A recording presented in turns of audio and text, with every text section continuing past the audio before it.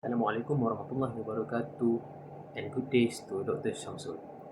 This is my video for the reflective paper and the event I choose, which is Nyonya Fest. The goal of this reflective paper is to see whether we as a student understand what our lecturer have been teaching us, especially in the topic 2 chapter 4, which is the meanings and the dimensions of culture. The next step is to determine whether the event that we attend that relates to Hofstad and Trompenas dimension of cultures. This reflective essay will also demonstrate how much we know about the subject. And finally, but just as importantly, this reflection paper gives us a chance to share our experience from the event we attended. After searching the internet and getting our lecturer's clearance, I went to the event. I was able to attend the Nyonya Fest at last. Nyonya, what is it?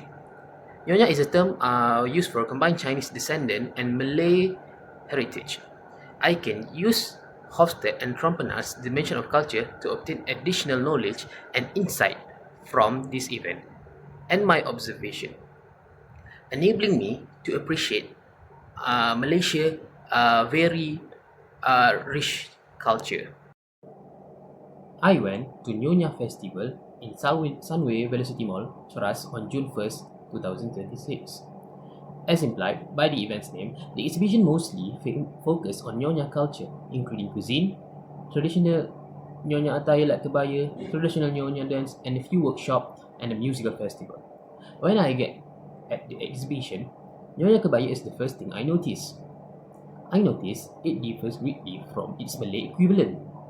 In contrast to Nyonya kebayas, which are form-fitting, hip-length, and heavily embroidered, Malay kebayas often have loose tailoring and a long cut below the knee and minimalist embroidery. Additionally, visitors can rent Nyonya costume at Nyonya Fest, which is Nyonya experience. Makeup and hairstyling were also part of the experience, and a professional photographer will took your pictures. Unfortunately, as I am a man, I cannot participate, and for me, the experience is a bit on the pricier side. Additionally, there is good selling brooches for kebayas, which are lovely but seem a little bit excessive to me. They also sell Nyonya food, but is in the guise of fast food, or you can say as an instant food. Although I am aware that Nyonya and my my race share many similarities, we also differ greatly, which shocks me. Nevertheless, I have learned to love and value this varied culture. On the day I attend this event, there happened to be a traditional and modern beat fest. This performance is performed by, by students from the Music Academy. The academy consists of multiracial students, and the first traditional song they sing, which is a Malay kid songs, Chan Bali Chan, Lenggang Kangkong, and Rasa Sayang. These three songs was sung by a group of 4 to 6 years old kids. But due to the bad microphone, I could not hear the pronunciation. But it was fine nonetheless. After the kids were done, the teenage students started picking up the microphone and sang a more modern song. This time, the sound system was functioning properly. They sang modern songs, such as Let Me Down Slowly, Attention, and I'm Still Standing. While I'm not an expert in this type of performance, I can say I enjoy what I was watching. And I can only hope that I'm able to experience more events like this in the future. From this Nyonya Fest, I can finally identify uh, the dimension of cultures that my lecturer has been talking about.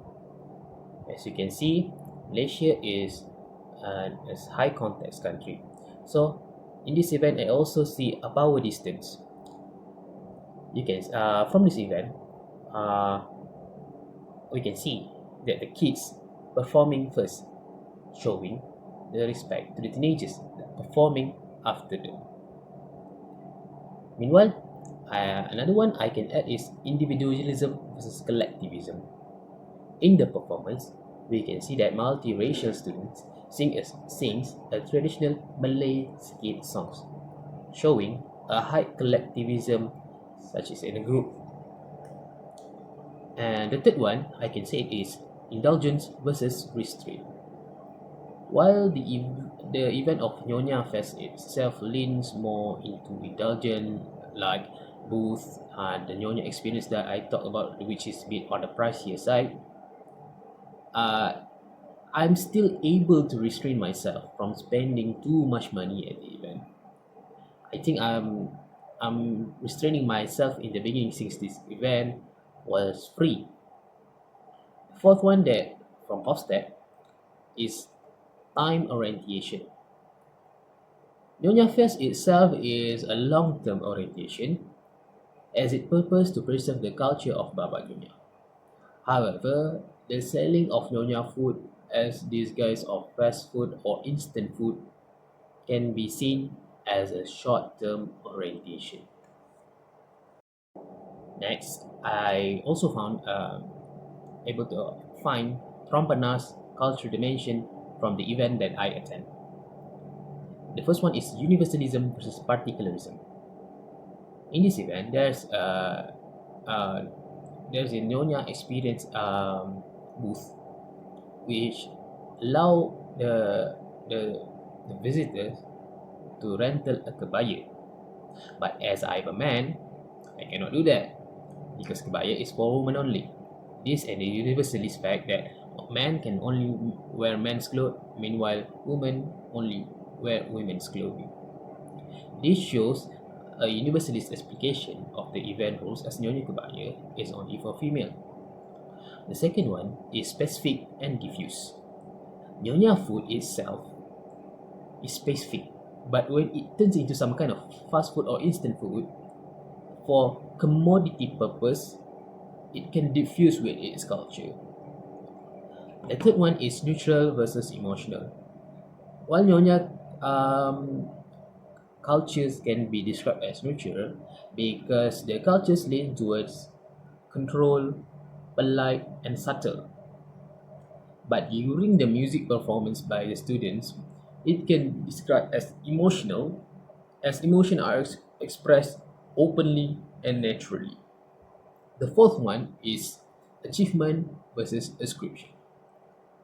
The music academy students showed achievement. That status was earned by them because of their skills and hard work before able to perform in the front a lot of people. The last one is sequential versus synchronous. The transition from traditional children's song to modern song show that culture is not just sequential, but it also can be synchronous, as past and present can exist at the same time.